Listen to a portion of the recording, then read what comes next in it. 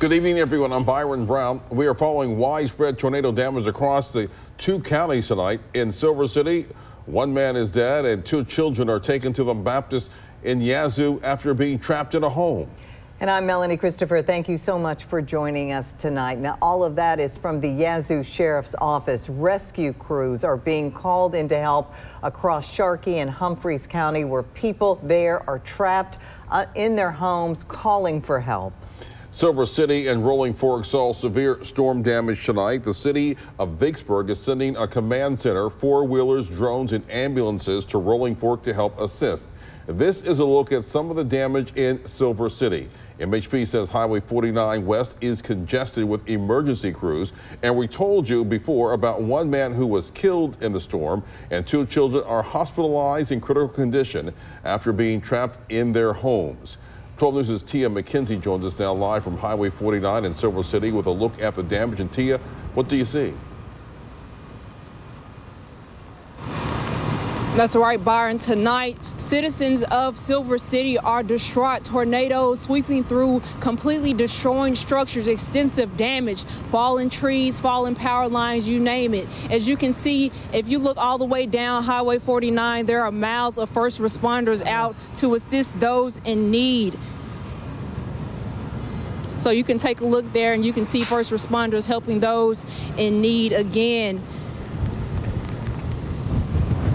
So make sure that you're tuned in and keeping up with WJTV. We'll have the latest. In Silver City, Tia McKenzie, 12 News.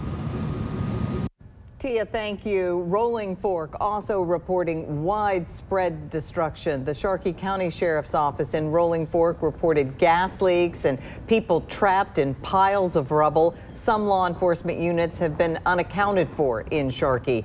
The current Rolling Fork mayor, Eldridge Walker, tells us he was unable to get out of his damaged home soon after the tornado hit the town because power lines were down. He said emergency responders were trying to take injured people to hospitals. He did not know immediately how many people had been injured. Well, at my home, half of the roof is blown off and it's raining in my home. But more importantly, I'm out on foot now, walking my community. There's a lot of damage that has taken place here, a lot of homes damages, and then we still have folk who are trapped in their homes, and we're out now trying to get them out, to get them to the hospital for emergency treatment. Well, right now we're trying to get help to probe the area for folk who are trapped and who need to get out to get emergency care.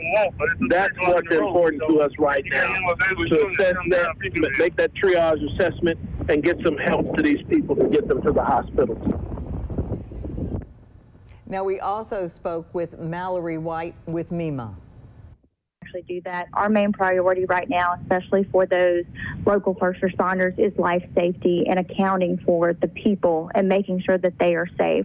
And so the state has deployed search and rescue assets now to Sharkey and Humphreys County, and we are, and if there is a possibility they could be deployed to certain other areas as well that have been impacted. We also do have health assets from the state health department. They're en route to the local hospital that's in Sharkey County as well, just to assess any damage that they may have had and see what the needs are for that hospital and those patients. And then Well, Governor Reeves tweeted tonight on the damage saying, quote, "Many in the Mississippi Delta need your prayer and God's protection tonight. We have activated medical support, surging more ambulances and other emergency assets for those affected. Search and rescue is active. Watch weather reports and stay cautious through the night." Mississippi. Now let's get a look at what's going on with Chief Meteorologist Ken South. Quite a night, Ken. Yeah, you just hate to see pictures like that coming out of those areas. You know those towns are going to be devastated, and it's going to take a long time for those folks to recover. Now, unfortunately, we start off in Rolling Fork, where that was hit by the brunt of the storms in Mississippi. We have with us there Byron Brown. He's live with us now with a community member. Byron? Okay. Well, Tal, you know, you're driving through Rolling Fork, you really get to see the impact of this storm and the destruction that you see. It's really unbelievable when you really see it on the ground for the first time, just how much damage was done in this small community of Rolling Fork. And joining me now is Curtis Macon. He is a native of Rolling Fork, lives in Florida right now, but he has started a business here. And that building that you see behind me is his business that is an Airbnb, a convenience store, and also a restaurant as well. And Curtis, talk about it. Your wife was in the building at the time when the tornado came through. What happened there? Yeah, she was in the building. First, she was upstairs, and my sister called her and let her know that the tornado was coming. She said she decided to go downstairs at that point, and by the time she got downstairs, maybe 5 minutes, the tornado hit. Took the convenience store first, took the roof off, and by the time it got to her, it was blowing her around inside the building, you know, but thank God she made it. You know, right next door to us was the Family Dollar, which lost, I heard we had about 4 casualties over there. This is your hometown. When you see it the way it looks today, what goes through your mind? Man, it's devastating. I mean, I can't even put in words. The friends, everything that was lost here.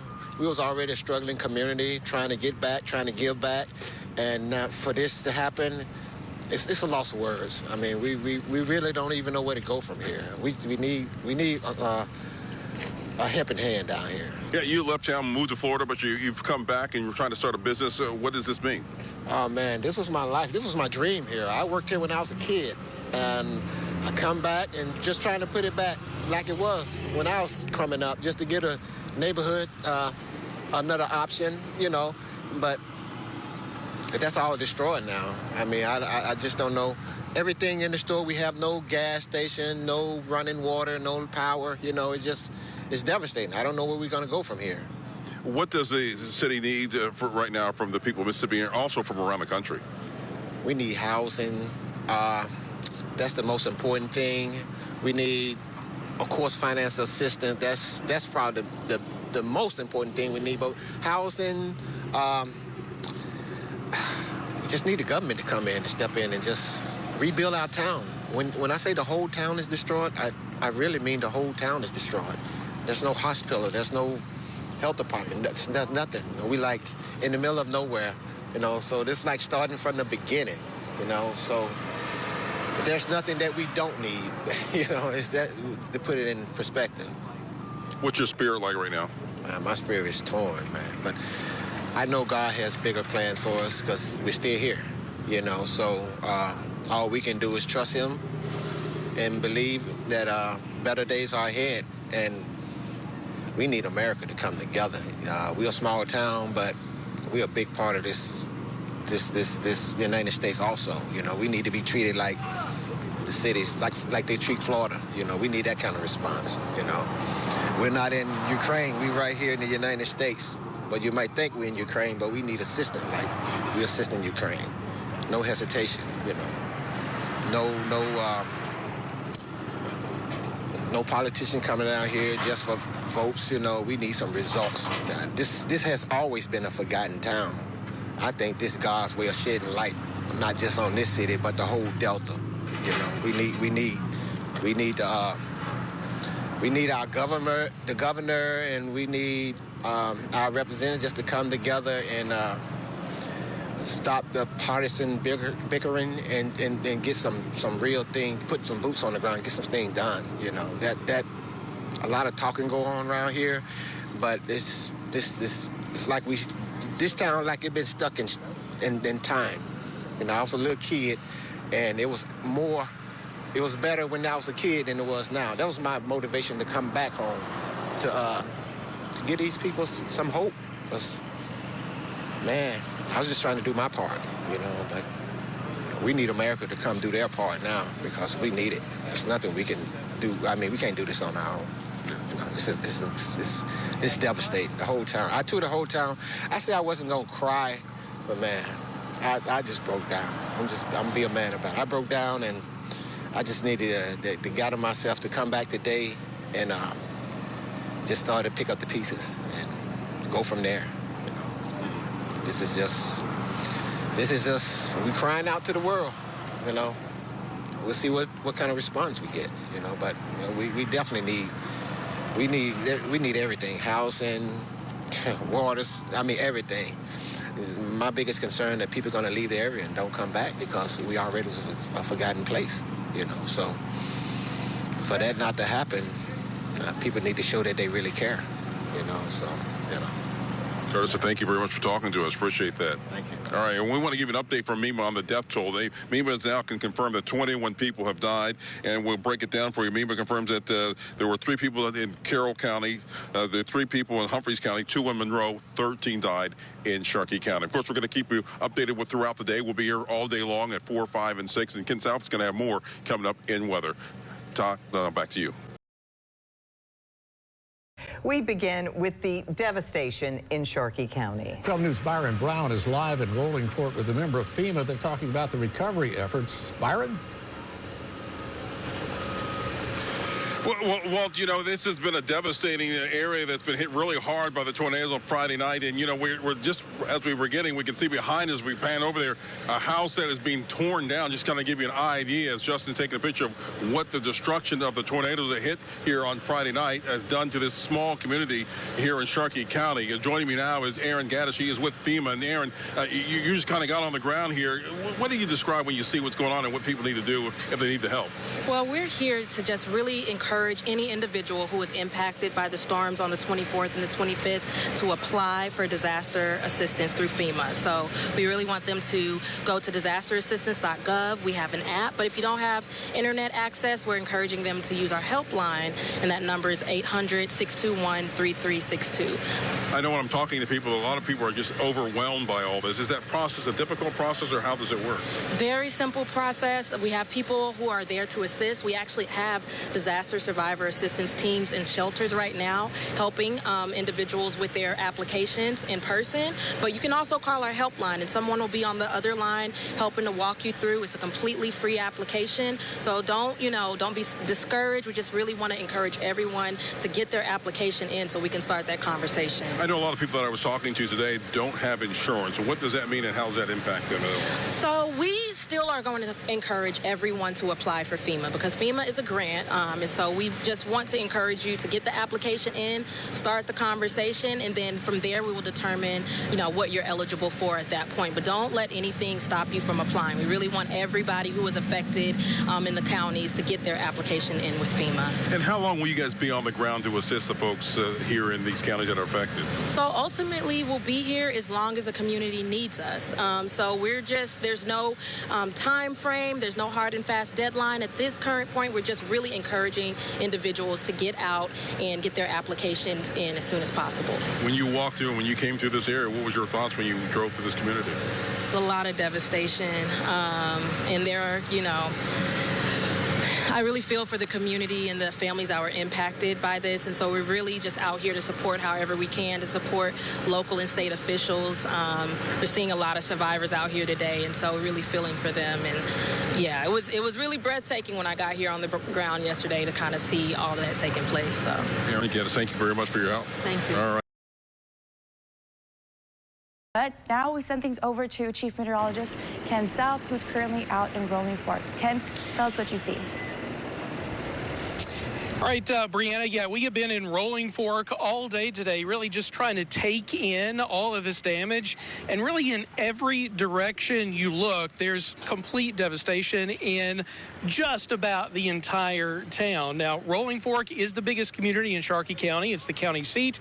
About 1,800 people live here, but it's still a small town. The total area of Rolling Fork is less than 1.5 square miles. Well, the tornado that hit Rolling Fork directly after dark Friday night was 3/4 of a mile wide, and the National Weather Service now says that it was an EF4 tornado with at least 166-mile-per-hour winds, and you can imagine the type of devastation that can cause. I can tell you what we have seen today are brick homes that have been removed from their foundation and reduced to rubble. We have seen trees that have been stripped from their bark. The few trees that are still standing have no leaves. 18-wheelers have been tossed around, and there are piles of debris along the main strip here, Highway 61, that rolls through Rolling Fork, which we assume are unrecognizable businesses. And we have talked to people that used to work in those businesses and used to live in the homes that are now destroyed. And they say right now they are focused on the cleanup, but after that's finished, they really don't know what they're going to do next. I will tell you that there are a lot of people here that are helping with the cleanup. We have run into people from Atlanta today that were passing out water and food and sunscreen. The Cajun Navy is here, and folks from all across Mississippi are setting up food stands along the road with big signs that say free water and free food. They're doing everything they can to help out the volunteers that are trying to help clean up, people like us that have been here all day, but more importantly, the people of Sharkey County that have been affected by this tragedy. Well, nurses and staff, they're working around the clock providing medical care to Sharkey County. 12 News' Tia McKenzie is live with details on cleanup efforts there. Tia? After so much devastation, Rolling Fork residents are doing their best to remain positive despite the tremendous amount of loss. Multiple agencies are teaming up to provide the community with medical care. Inside the National Guard Armory, people are working hard, setting up a mobile hospital unit for those impacted by tornadoes. We've transitioned. The Red Cross has moved to an alternate location. That was where they were feeding people, housing people, donations, things of that nature.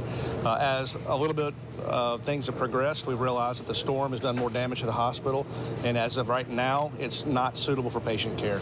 So we've identified, with the help of MEMA and the local EMA, identified this location, this armory in Rolling Fork for our temporary medical field hospital. Basically, we are taking over this entire building and trying to restore the medical care that Sharkey at Sequina Hospital had prior storm so that we can take care of the patients going forward.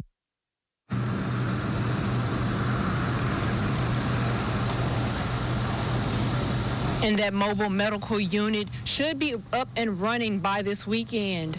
In Rolling Fork, Tia McKenzie, 12 News. Well, it's been over a week since those deadly tornadoes hit North Mississippi, devastating several communities. Yeah, 12 News' Melanie Christopher is live in Rolling Fork, one of the areas most affected by the storm, with how a local firm is helping storm victims. Melanie? Thank you, Byron. Thank you, Walt. Yes, I'm outside right now of Sharkey Issaquena Academy's gym, which has been turned into a makeshift distribution center. And I must say, yes, less than 2 weeks since this tornado hit, and I have seen hundreds and hundreds of volunteers on the ground, all doing everything they can to help these tornado victims. Now, that includes one of our local law firms in Jackson, that is Richard Schwartz and Associates. They, today, folks from there brought 2 cars full of towels and blankets, items that are very needed here for the victims of this powerful EF4 tornado. Schwartz managing partner Patrick Wooten says giving back to those in need is part of the longtime law firm's philosophy and mission. Well, like you said, the Red Cross and all the other agencies here, have done a tremendous job, and they know how to take, whether it's $1 or $10 or a business may be able to give $5,000, and it's all going to multiply on top of each other, because this momentum needs to continue, not just today and next month, but honestly to next year, because you've seen the devastation, we've seen the devastation. It's going to take a lot of time and money and resources to help Sharkey County rebuild to be the wonderful county that it is. And this is WJTV's Week of Giving. And if you would like to give, would like to donate, and you can't get out here to Sharkey County and drop off things at this distribution center or do anything else here in person, what you can do, and you can partner with us as we partner with the American Red Cross. You can donate to the American Red Cross. Your money goes so far with every dollar that you can send, be it $10, be it $25, be it much more than that. So if you would like to give, we encourage you to give to the American Red Cross. Byron, Walt, back to you. It was one of those wedge tornadoes that you rarely see, so this was a rare event. but God is bringing so many people to help, and that has been such a blessing. That's Reverend Mary Stewart. She's the pastor of the Rolling Fork United Methodist Church. She told me Rolling Fork would be a deserted moonscape today except for the volunteers coming to town to help. And I think we're going to be okay, and I think we're going to be strengthened and be able to rebuild. Andrew Stevenson is back in his hometown of Rolling Fork from where he lives in Mexico. He's in charge of the distribution center. He sees the difference volunteers make by just being here. You see people behind you here encouraging people, cooking, lifting up the people that lost everything. Some people from Baker, Louisiana are in Rolling Fork today, as well as volunteers from nearby, some from a church just up Highway 61 at Cometa. Just imagine just getting up in the morning time and you don't have a home. Members of the Baker City Council and Police Department came, even the chief. This is nothing to us, but just think about how much it is to somebody that lost their house, their stove, their cars, everything, to have a good, hot, and delicious meal. And we can only serve them something that we consider hot and delicious, not just something to give away. We come to give them some Louisiana love. That's what we come to do. These people are just like everybody else in modern America. They had plenty to do back home today. They didn't have to come to Rolling Fork, but they did. I have a giving heart. I'm always trying to help the next person. And that's what God wants us to do, be of service to help others. History is being made here, so what part are we going to play in history? Are we going to sit back and watch others help? Or are we going to do it, get in there and help ourselves? Rolling Fork is a vast wasteland right now in most of the town. Machines will clean it up, but I dare say it's the volunteers who'll do the most to bring it back. Lending a hand, helping out, and loving each other.